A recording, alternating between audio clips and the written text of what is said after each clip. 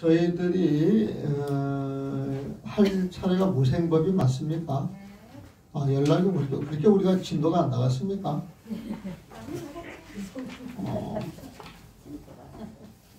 아니 이게 소문종로 스님들한테 내가 강의하는 게 있는데 거의 다 끝나가거든요. 이게 진도가 안 나갔다 싶어요 보면은.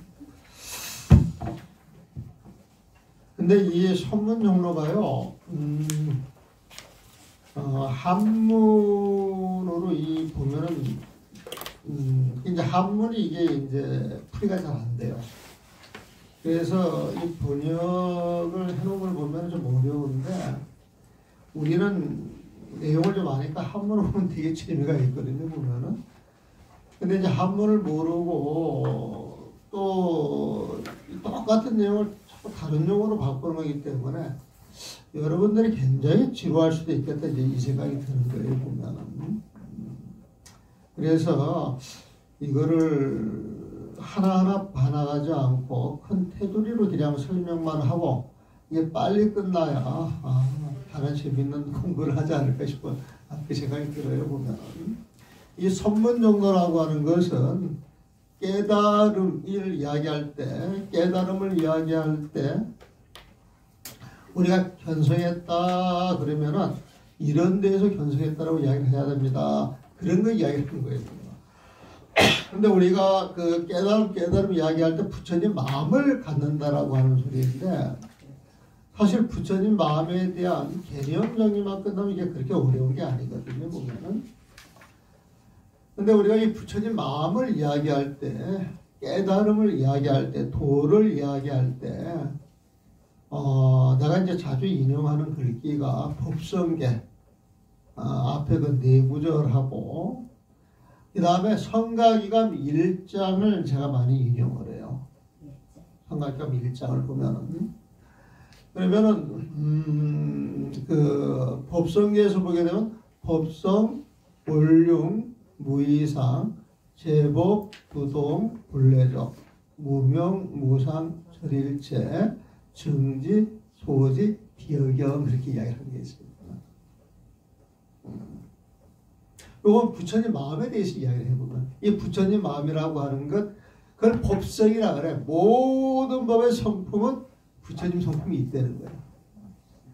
그래서 모든 중생에게 불성이 있다 소리가 그 소리예요 보면. 이 법의 성품이라고 하는 거, 이 법이라고 하는 건요, 눈에 보이는 건 전부예요. 귀에 들리는 소리 전부예요. 내가 마음속으로 일으키는 생각 하나하나가 전부 법이에요, 보면. 그래서 그걸 몽땅 합쳐가지고 일체법이라고 그래요, 일체법. 그 법의 성품은, 일체 법의 성품이 뭐냐, 모든 법의 성품이 뭐냐? 실체가 없다라고 하는 실체가. 실체가 없다는 거예요. 그래서 모든 법은 헛개비 같다는 거예요. 실체가 없으면 헛개비잖아요, 보면. 그러니까 법의 성품이 뭐냐? 실체가 없는 것이다. 실체가 없다라고 하는 것은 헛개비 같은 것. 그건 공이다라고 이제 우리가 표현을 하거든요, 보면. 그러니까 법성, 법의 성품, 이건 공이에요, 공. 근데 일체법, 그러면 모든 법들이, 모든 법의 그 성품이 화개비와 같아서 공인데, 공이다, 그러면 그 공의 모습, 텅 비어 있는 모습은 여러 가지 모습이에요? 오로지 한 가지 모습이에요? 오로지 한 가지 모습이에요. 그래서 모든 법이 달라 보이지만, 그 근본을 뚫고 들어가서 보면 모든 법은 인연이 모여서 생겨난 것이지 실체가 없다는 거예요. 그래서 실체가 없는 그 자리로 다 결론이 떨어지겠죠. 모든 결론이 그쪽으로 가겠죠, 보면. 그걸 원흉이라고 그래요. 그 원흉이라고 하는 건 법의 성품 그 자리에서 온갖 법의 모습이 인연이 다해서 흩어지게 되면 공으로 돌아간다 이 소리입니다. 그 원융이라고 하는 건 원, 오롯하게 융, 공 그 자리로 녹아들었다 이렇게 보시면 돼요. 그래서 모든 것이 공이다라고 하는 표현, 그 공에 다 오롯이 녹아들었다 이런 표현을 원흉이라고 생각하시면 되고, 이런 설명을 좀 처음 들어보실 거예요. 보면 법성, 원룡, 원룡이나 법의 성품이랑 같은 소리에 다른 소리야? 같은 소리죠. 보면. 그러면 이 공이라고 하는 자리, 온갖 법이 싹 녹아서 공이 됐을 때 공이라고 하는 그것은 여러 가지 모습이 있어요. 오로지 텅 빈 그것만 남아 있어요. 오로지 텅 빈 그것만 남아 있어요. 그건 다른 모습, 차별된 모습이 있어요. 오로지 한 가지 모습이에요. 그래서 무이상이다. 무이상이라고 하는 건 서로 다른 두 가지 모습이 없다 이거예요. 그래서 법성도 공이고 원흉도 공이고 무이상도 공이에요. 무슨 말인지 아시죠? 네. 여러분들 그 불이법문 이야기 들어보셨죠? 네. 불이법문은 차별된 법이 아니다. 오로지 한 가지 법이다 이런 뜻이거든. 그러니까 무이상 법문이 불이법문이에요. 불이법문. 그러니까 무이상 두 가지 모습이 없다. 두 가지 모습이 없다. 이것도 다른 말로 말하면 불이거든. 두 가지 모습이 아니다. 이런 뜻이에요. 보면. 그럼 법성도 공이고 원흉도 공이고 무이상도 공이에 보면은 그렇죠? 그럼 모든 법이 헛개미 같으면 존재하는 거예요? 존재하지 않는 거예요? 존재하지 않는 거죠. 존재하지 않는 것인데 모든 법이 인연이 흩어지게 되면은 인연이 흩어진 자리에서는 뭐가 나온다 그랬어요? 공이 나온다. 공이. 그럼 텅 비어 있는 것은 움직이는 일이 있겠어요? 없겠어요? 네? 없어요. 보면. 그래서 제법 부동이라고 해요. 이 공이라고 하는 것은 모든 법에 있어서 부동이야. 원래 그 자리에 항상 있어서 조금도 움직이는 법이 없다는 거예요. 그걸 부동이라고 해요. 부동. 우리가 부동심 이야기하죠. 네. 부동심은 흔들리지 않는 마음이에요. 내 마음속에 시비하고 분별하는 마음이 들어가서 대상을 시비하고 분별을 하게 되면은 시비하고 분별할 때 내 마음이 끌려가요? 안 끌려가요? 끌려가요. 내 마음이 흔들리는 거예요. 그럼 그 경계하고 시비하고 다투고 활동할 수밖에 없거든요. 근데 온갖 경계가 내 앞에 펼쳐진다 할지라도 내 마음이 텅 비어 있으면 온갖 경계가 펼쳐지는 게 내 마음속에 그대로 들어와서 내가 다 알지만 그 경계에 내가 끄달려 가지가 않는 거예요. 네? 그러면 끄달려 가지 않는 내 마음은 고요하겠어요? 고요하지 않겠어요? 고요해보다는 마음이 텅 빈 마음인데 그 텅 빈 마음이 흔들리지 않고 본래 고요하겠어요? 마음을 비워서 고요하겠어요? 그래서 본래 제법 부동 이것도 공이고 그 공이라고 하는 자는 본래부터 본디부터 고요한 것이다 그렇게 이야기를 한단 말이에요. 전부 똑같은 이야기죠. 이 공을 부처님 마음이라고 지금 이야기를 하는 거예요. 이 공을 부처님 마음이라고 이야기하는 거예요. 그래서 법성, 원령, 무이상, 제법, 부동, 본래도 이게 이제 공성, 공의 성품이에요. 공성에 보면 텅 비어 있는 그것을 이름 붙일 수 있어요, 없어요? 텅 비어 있는데 어디에다 갖다 이름을 붙일 거예요, 보면. 그래서 텅 비어 있는 그 부처님 마음자리는 이름을 붙일 수가 없어. 무명이라 그래요. 무명. 이름이 없다는 거예요. 거기는 이름 붙일 게 없다는 거예요. 무명. 이름 붙일 게 없다. 그러니까 어떤 모습이 존재할 수 있겠어요? 없겠어요? 그래서 무상이라고 그래요. 그래서 그 부처님 마음자리에 들어가가지고 어떻게 입을 댈 수가 없어가지고 모든 경계가 싹 끊어졌단 말이에요. 보면은. 그러니까 일체 모든 경계가 끊어졌다. 그래서 절일체라고 표현한단 말이에요. 그러니까 무명도 공이고 무상도 공이고 절일체도 공이에요. 사실은. 그래서 이 공이라고 하는 용어는 그렇게 많이 쓰는 것입니다. 연계가 되기 때문에. 근데 이 공이라고 하는 일체 경계가 떨어진 이 마음자리는 누가 알 수 있느냐? 부처님만 알 수가 있대요. 그래서 이 자리는 유불능지. 오로지 부처님만 아실 수 있는 것이죠. 부처님만 아실 수 있다. 이 소리는 부처님이 십이 분별심이 있어요? 없어요? 12분별심이 떨어져야 한다. 그럼 12분별심이 있는 중생은 부처님 마음을 알 수 있겠어요? 없겠어요? 없는 거예요, 보면. 없는 거예요, 보면. 12분별심을 알 수가 없는 거예요, 보면. 그래서 우리가 깨달으면 본인이 증득해야 한다. 이런 표현을 그래서 하는 거예요. 그래서 욥을 넘겨 오로지 부처님만 알 수 있는 것이다. 그러면서 비여겨. 다른 중생의 경계에서는 절대 알 수 있는 것이 아니다. 그렇게 이야기한단 말이에요. 요런 데 들어가야 견성했다 이야기를. 이런 데 들어가 있어야 견성했다고 이야기해보고. 근데 말로 표현할 수 있고 분별할 수 있고 내가 깨달았다 하는 순간 그건 깨달은 거예요? 아니에요? 왜 아닙니까? 내가 깨달았다 그러면 내가라고 하는 아상이 있어서 그래. 아상이 있으면 인사 너 시비 분별하는 게 따라온단 말이에요. 그것뿐만이 아니라 너와 내가 어울려가지고 우리라고 하는 그 중생상을 만들어. 그래가지고 그 만들어낸 상에 대해서 집착을 한단 말이에요. 그 상에 대해 아상, 인상, 중생상에 집착을 해가지고 이게 영원할 거라고 착각하는 것, 이게 수자상이에요. 이게 수자상이거든요. 그러니까 수자상이라고 하는 것은 영원할 거라고 착각하는 거예요. 여러분들이 이렇게 살아가면서 여러분들 몸이 시시각각으로 변해요? 변하지 않아요? 변하는 거예요.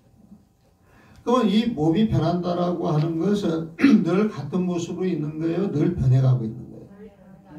늘 변해가고 있는 이 몸뚱아리에 대해서 내 몸이라고 할 게 있어요? 없어요? 마음도 마찬가지. 마음 자체가. 응?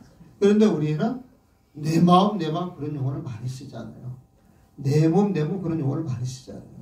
이건 자기도 알게 모르게 내 몸과 내 마음이 영원할 거라고 착각하고 집착하는 거예요.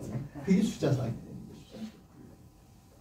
그래서 이 부처님 마음을 아는 것이 견성이요 깨달음이요 공부를 마치는 자리인데 그 부처님 마음자리가 딱 드러나서 그것과 하나가 됐을 때 견성이라고 하는 표현을 하는데 이게 또 여러 가지 다른 표현을 쓸 수가 있어요.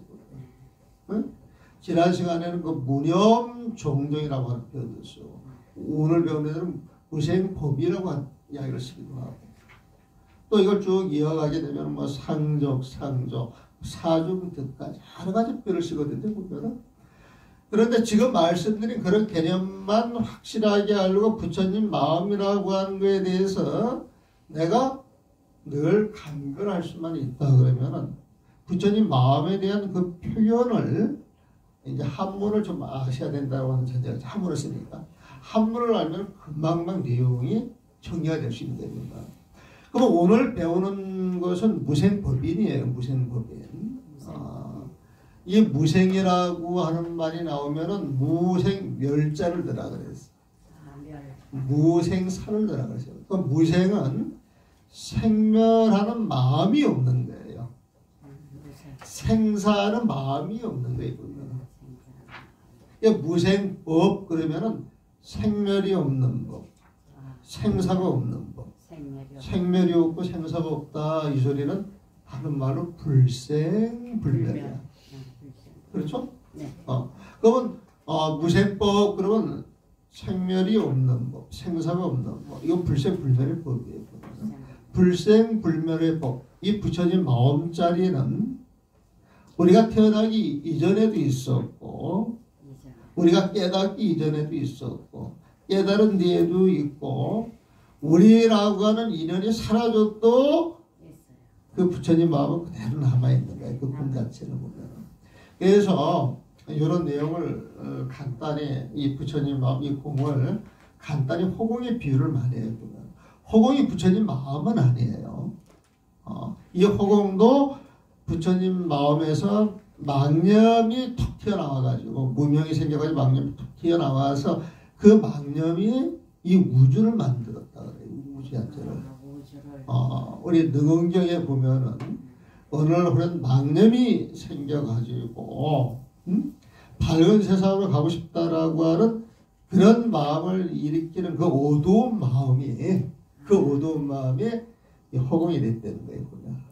그래서 허공은 어두운데 허공하고 붙여진 세상이 굉장히 맑은 거예요. 그런데 본인 자체가 망념을 일으키지 않으면 본인 자체가 맑은 세상인데 망념을 일으킴으로 인하여서 그 망념 속에 들어가 가지고 자기를 중생, 호공 중생계라고 상정을 해가지고 밝은 세상으로 가고 싶어하는 거예요. 보면. 밝은 세상으로 보면. 근데 밝은 세상은 저번이 따로 있는 게 아니라 자기를 덮어씌우고 있는 무명만 벗어버리면 된다는 거예요. 네? 그래서 여러분들 한 분 한 분은 전부 불성을 갖추고 있어서 부처님 같으신 분인데 여러분들이 한 생각을 일으켜가지고 그 생각이 자기를 잡아먹는 거예요. 보면.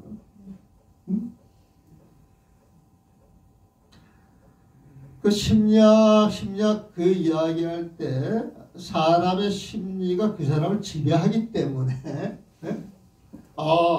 그 꼬인 심리를 풀면은 그 사람의 모든 걸 고칠 수 있다라고 생각을 해가지고 그 심리의 그 포인트를 맞추잖아요. 보면.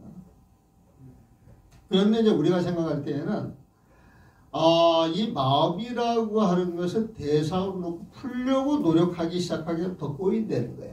그렇지. 더 꼬인다는 거야. 그래서 이 절집에서 하는 공부는 자꾸 시비하고 분별하고 따져 들어가서 푸는 게 아니라 그냥 있는 그 자리에서 마음을 방아착하는 거예요. 방아착. 딱 마음을. 딱 이렇게 호환이 돼야 공부가 재밌는 거예요. 따라서 하셔야 돼. 그래서 이 무생법인 할 때 그 무생법은 생멸이 없는 법, 생사가 없는 법인데 그 인자 한번 보세요. 인자. 그 인자가 뭐냐면은 칼날 인자예요. 보면. 그 다음에 마음 심자가 들어있거든요. 우리 마음 속에서 번뇌를 싹 드러낸 마음자리다 이거예요. 그런데 이 자리에서는 그 부처님의 지혜 강명이 나오기 때문에 무생법인을 여기서 번역할 때는 생멸이 없는 지혜다 이렇게 인정을 했어요. 그래서 그 무생법의 뜻을 좀 아시겠어요? 네. 그럼 사실 이 무생법이 더 볼 거 없는데 그래도 한번 또 보셔야지. 대강해서 일단 넘어가 볼까 싶어요. 네, 페이지로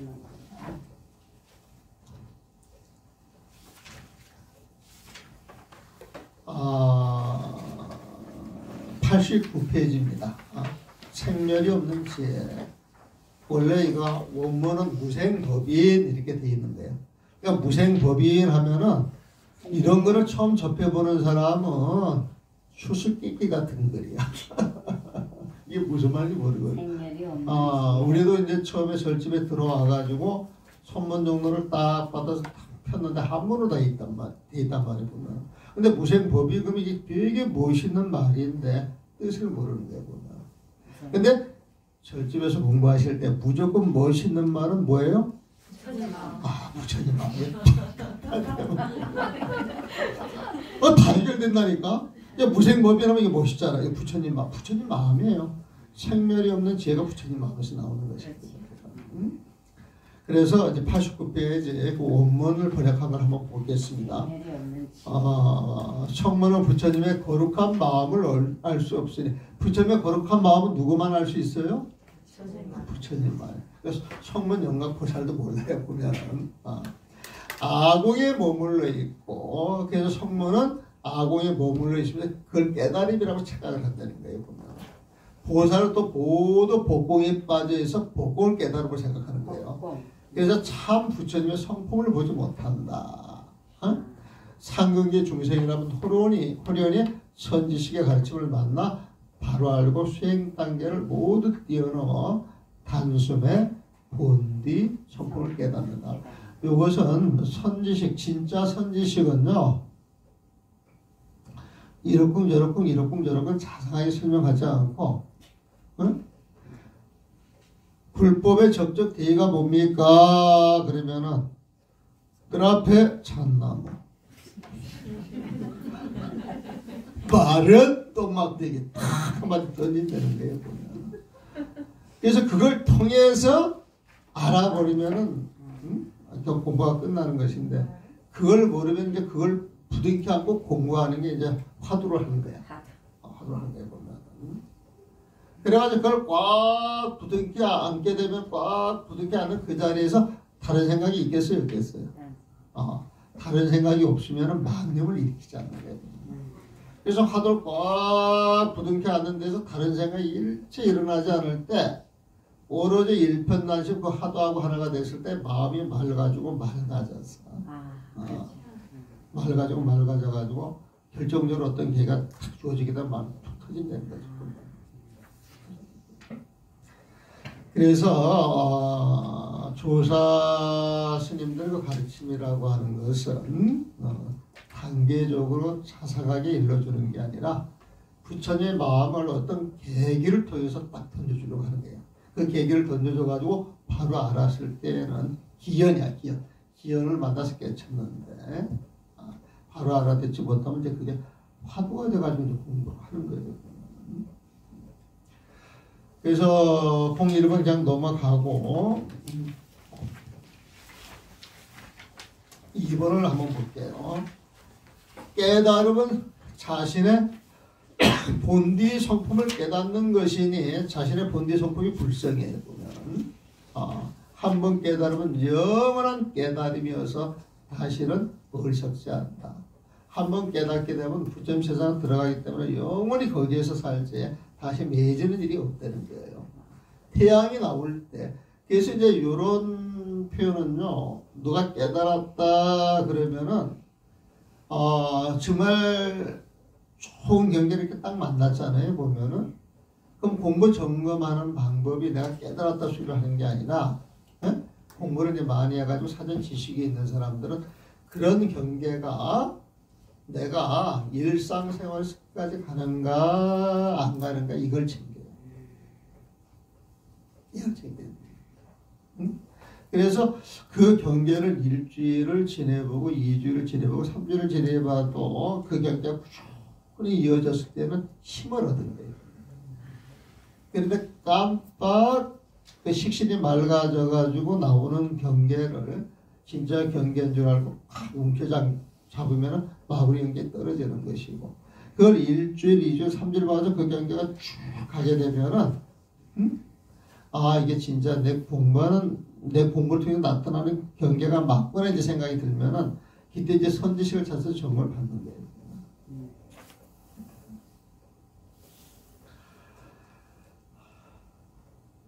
태양이 나올 때 어둠이 존재하지 않듯이 지혜 강명이 나오면 번뇌의 어둠이 소멸하여 마음과 경계의 실체를 알기 때문에 망상을 일으키지 않는다. 너무나도 분명히 알기 때문에 망상이 일어나지 않으니 생멸이 없는 지혜 곧 무생법인으로서 본래 있던 것을 지금도 갖고 있는 것이다.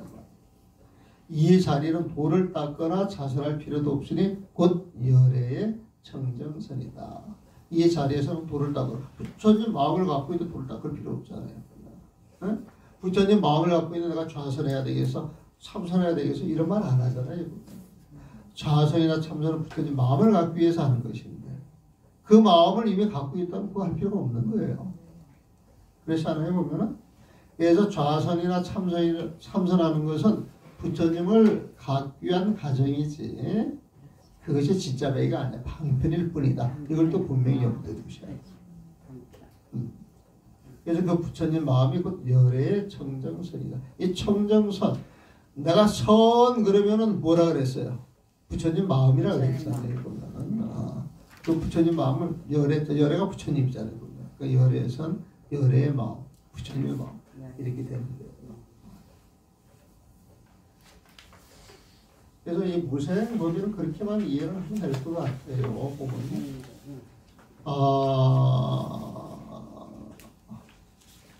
부처님의 마음자리에 단숨에 들어가 스스로 그 92페이지에 스스로 부처님의 거룩한 지혜를 증득하는 것 이를 일러 열애선이라 한다. 열애선 이것도 멋진 말이잖아요. 멋진 말이 뭐예요?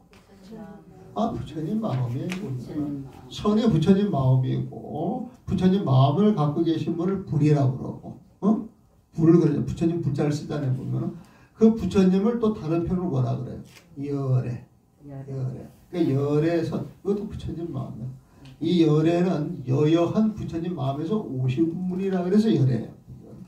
그 자리를 깨달았다고 해가지고 각자라고 하는 거예요. 보면.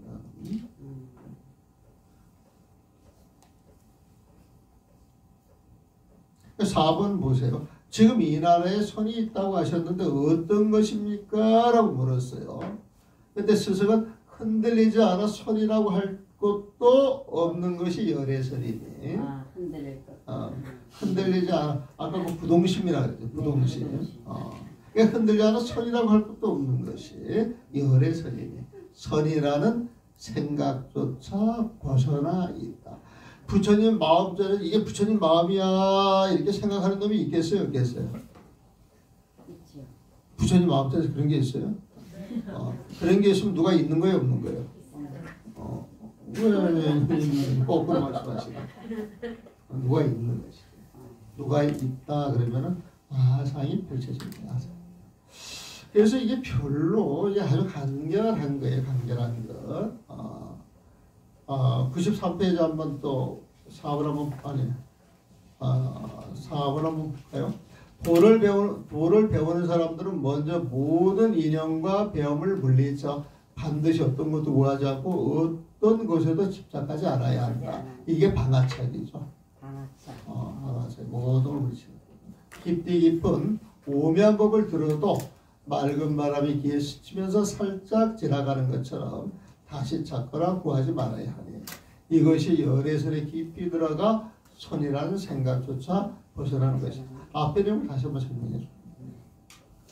예전에 모든 조사 스님은 오직 한 마음만 전했을 뿐 그랬어요. 오직 한 마음만 전했을 뿐 그 한 마음이 멋져요? 멋지지 않아요? 그건 뭐예요? 부처님 마음. 천천히지 뭐. 그게 불교가 너무 쉬워. 그 어려운 거를 전부 부처님 마음에 딱 배대를 해서 그러면 일단 이해가 빨리 되고 이해가 되면 이제 그 용어를 왜 이렇게 표현했을까? 한 번을 하시면 한 번을 이렇게 좀 풀어보면 좋고 이제 여러분 이게 풀어서 배우시면 돼요. 예전에 모든 조사 스님은 오직 한 마음만 전했을 부처님 마음만 전했다는 거야. 이심전심은 부처님 마음에서 부처님 마음으로 통하니까 서로 안 되는 거야. 그러니까 이심전심에서 마음으로서 마음을 전한다 그랬죠? 누구의 마음을 전했겠어요? 부처님 마음으로서 부처님 마음을 전한 거야. 같은 마음이야. 그러니까 이게 눈만 슬쩍 해가지고 눈만 한번 이게 떴다 감았다 뜨게 돼도 마음이 통하겠지 통하지 않겠어요? 여러분들 다 경험해봤잖아요. 옛날에 그 연애하실 때.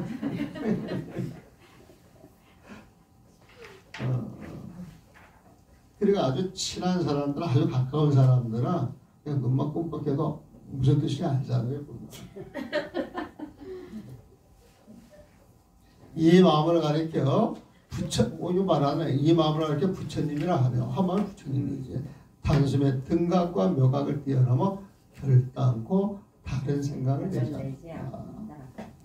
이 등각과 묘각이라고 하는 표현을 여기서 많이 쓰는데 이 등각을 묘각하고 똑같은 입장에서 보는 게 있고 묘각보다 한 단계 낮게 보는 수도 있어요. 그러면 등각이 어떤 뜻으로 봐야 되느냐? 그건 앞뒤 문장을 연결해서 보셔야 돼요. 각이 깨달음이잖아. 부처님이잖아요. 보면은. 그러면 등각이라고 하는 말은 부처님하고 똑같다는 거야. 부처님 마음하고 똑같다는 거야. 그러니까 부처님이지. 그런데 이제 여기에서 이제 많이 하는 이야기인데 이 등각은 묘각 밑이다 그래요. 보면 보기에는 부처님하고 똑같은데 아직 무명을 깨치지 못했다는 거예요. 이 무명을 탁 깨쳐야 진짜 깨달음에 들어가는데 그걸 묘각이라고 한다는 거예요. 그걸 묘각이라고 한다는 거예요. 그래서 등각과 묘각을 같이 보기도 하고 달리 보기도 하는데 그 등각이 중생의 입장에서 이야기를 하느냐 부처님의 입장에서 이야기를 하느냐 그래서 문장 속에서 앞뒤 문장을 같이 봐야 돼요. 여기서 등각과 묘각을 뛰어넘어 그랬는데 묘각은 부처님 마음짜리잖아요. 뭐다. 부처님 마음짜리라고 하는 그 생각을 내야 돼, 안 내야 돼? 그래서 그 자리부터 뛰어넘는다 이런 의미에서 등각과 묘각을 뛰어넘어. 그래서 묘각이라고 이야기를 해도 사실 진짜 묘각은 아니지. 이제 묘각이다라고 하는 그런 마음이 남아있어 문제가 있는 거예요.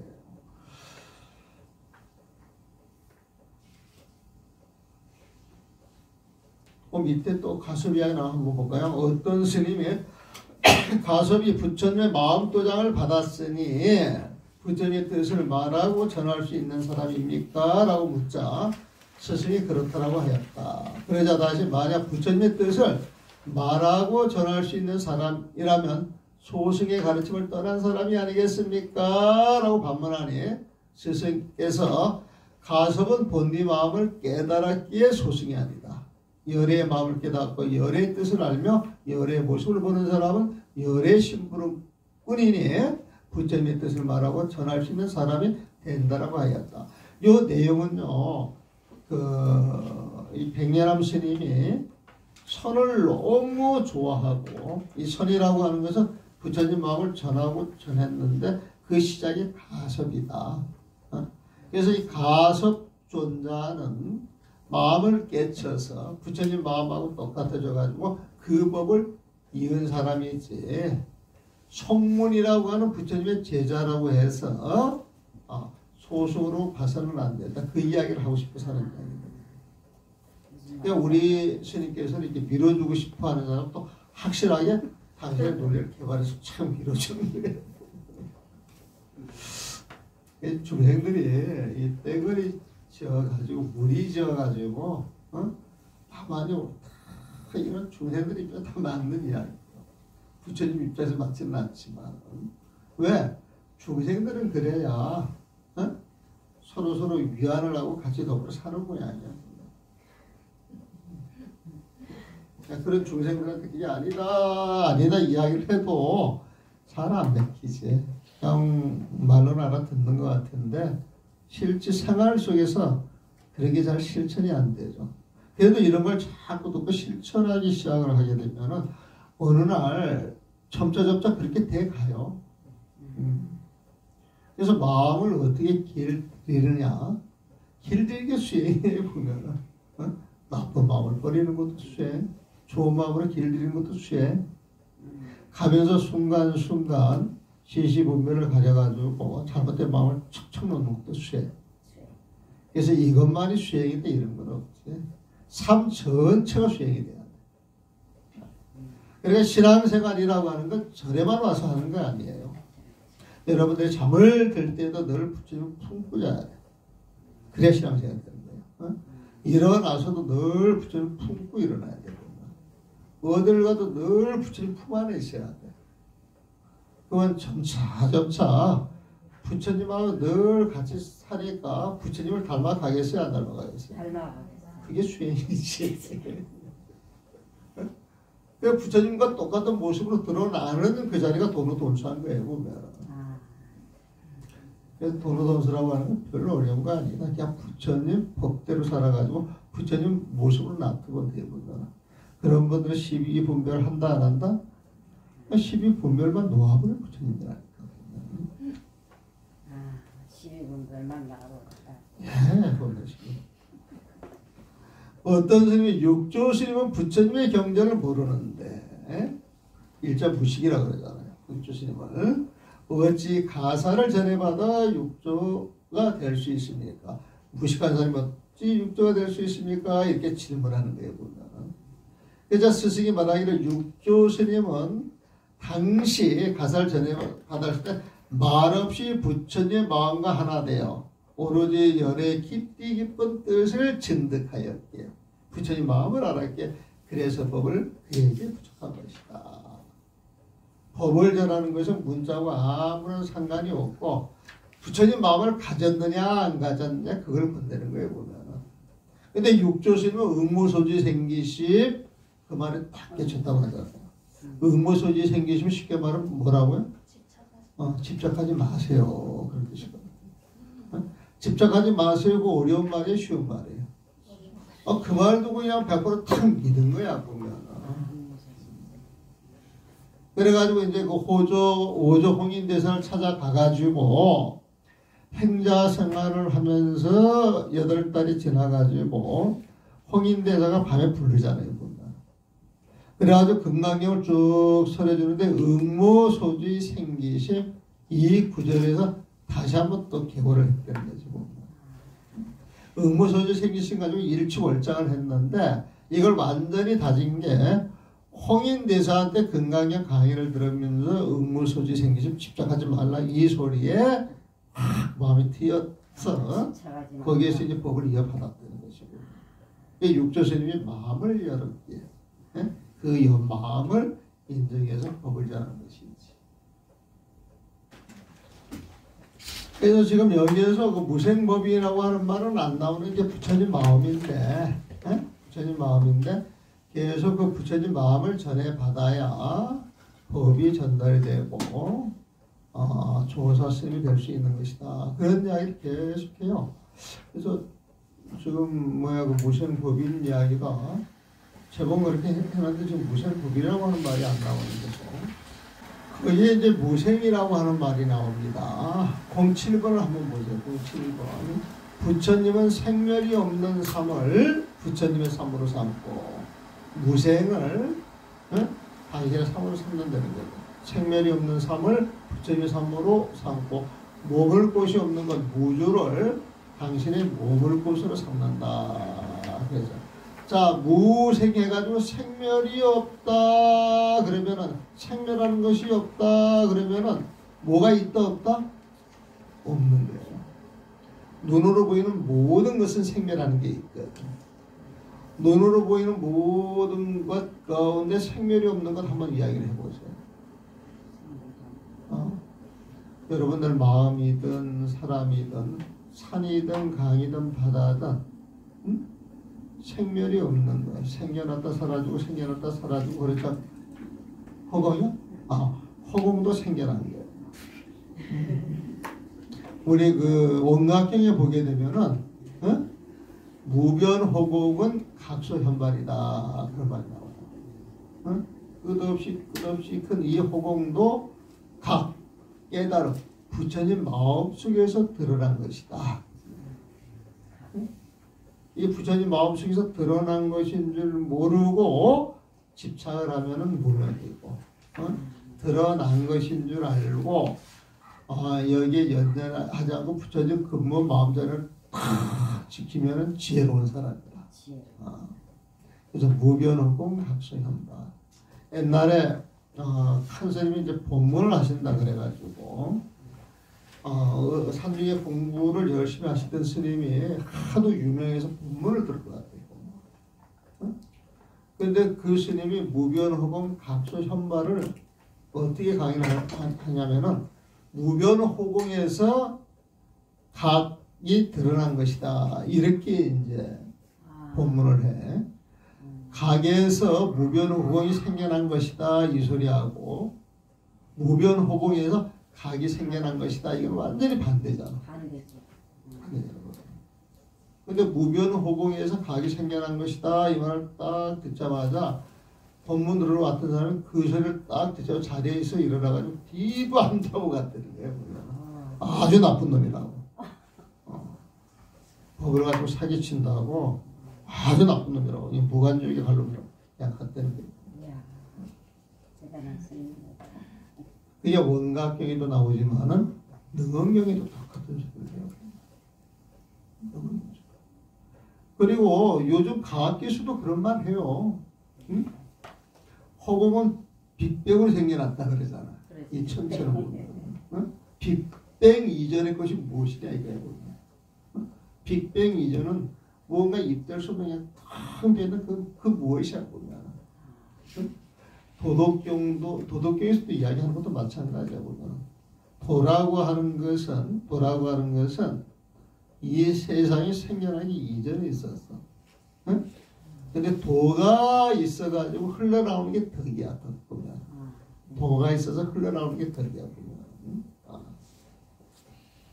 그리고 이제 그 덕이 이제 음양으로 갈라져가지고 세상에 온갖 조화를 부리는데 그 근본자리에 도 그 자리에서는 음양이 합쳐져 가지고 무극이 돼가지고 무극이라고 하는 그 말조차도 사라지는 자리지. 그래서 이 도덕경에서 말하는 그런 개념들이 불교 개념하고 되게 비슷한 게 많아. 그래서 이 도덕경을 읽어보면은 깜짝 놀라요, 보면. 이거 천지 가지고 이야기하는 것이지, 다른 게 아니야, 보면. 그래서 처음에 그 불교가 중국에서 이제 불교가 인도에서 중국에 들어왔을 때, 불교에서 말하는 그 용어에 근접해가지고 써졌던 용어들이 도가 쪽에 많이 있는 거예요. 그래서 그런 개념을 빌려다가 이제 불교의 뜻을 드러내는 거예요, 보면은. 그것을 격의 불교라는 거예요. 도가에서 쓰는 개념, 그 개념의 틀 있잖아요. 그 틀에 입각을 해가지고 뜻을 드러내는 거야. 그래서 그걸 틀격자, 어떤 그 본보기를 갖다 놓고 도의 어떤 개념을 갖다 놓고 불교의 뜻을 거기에 맞춰서 푸는 거예요. 격이 불교라는 격. 그런 걸 보면은 도덕경 보는 듯한 느낌은 되게 많이 들어요. 근데 이 도덕경이 우연히 내가 이제 보기 시작을 해가지고 보니까 스님들이 번역한 게 없어. 근세 스님들이. 그래서 1913년도에 우연히 그 책을 한번 번역하는 계기가 돼 있어서 그 당시 그 불교 방송에서 그 문자를 좀 내보내달라 그래가지고 그때 한 6개월인가 한 1년인가 그 도덕경 한구절씩 내보냈거든요, 보면은. 그런데 그 도덕경은 한 구절씩 읽는 것보다도 경 전체를 쫙 읽는 게 좋아요. 사람 마음을 엄청 편안하게 해줘. 엄청 부드럽게 해줘. 그래가지고 그 육문하던 사람들은 그걸 본인이 복사를 해가지고 열심히 읽는 분들이 있어요. 그래서 생멸이 없는 삶을 부처님의 삶으로 삼고 머물 곳이 없는 것을 머물 곳으로 삼는다. 생멸이 없는 삶, 이게 공이거든, 공성이거든. 그 공성으로 부처님의 삶을 삼고 그 공성으로 머물 곳으로 삼는다. 머물 곳이 없는 것, 이게 턱멸호공이잖아. 보면은 생멸이 없는 삶, 생멸이 없다. 이것은 호공이 많이 비유를 하죠. 여기 호공이 있잖아요. 보면은. 그 반야심경하니까 호공법문을 잘 들었습니다. 그렇게 이야기를 하는데 사람들한테 인상적이었다. 그 소리겠지. 여기 호공이 있는데 이 호공 속에서 한국사 2000년을 보게 되면은 이 서울이라고 하는 이 한양이 늘 변했어요, 변하지 않았어요. 늘 변해왔단 말이에요, 보면은. 지금 막 고층 빌딩이 섰어요, 보면은. 그러면은 텅 비어있는 호공에서 모든 게 생겨났다 사라지고 생겨났다 사라졌잖아요. 보면은 호공이 따라서 생겨나고 따라서 사라졌어요. 호공은 항상 그 자리에 있었어요. 항상 그 자리에 있는 거예요. 여기도 인연이 주어지니까 이런 건물이 지어졌는데 만약에 어떤 이 세월이 흘러가가지고 이 건물을 헐게 되면은 다시 여기가 호공이 되잖아요.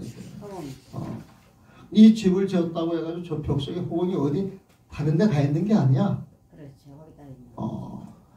그 다음에 저걸 험유로 해가지고 호응이 나타났는데 호응이 다른 데 가 있다고 온 게 아니에요. 항상 그 자리에 있어요. 그런 속성이 부처님 마음과 비슷하다는 거예요. 부처님 마음이. 그래서 이 부처님 마음을 호공에 비유하는 거예요. 부처님 마음은 호공과 같아서 온갖 인연, 사시사철의 인연이 오고 가는 걸 호공은 방해한다, 안 한다? 방해하지 않으면서 오가는 인을 다 받아들인다, 안 받아들인다? 다 받아들이면서 또 가는 인연 그대로 다 보내준다, 안 보내준다? 그런 게 부처님 마음 그 공상을 했다는 거예요.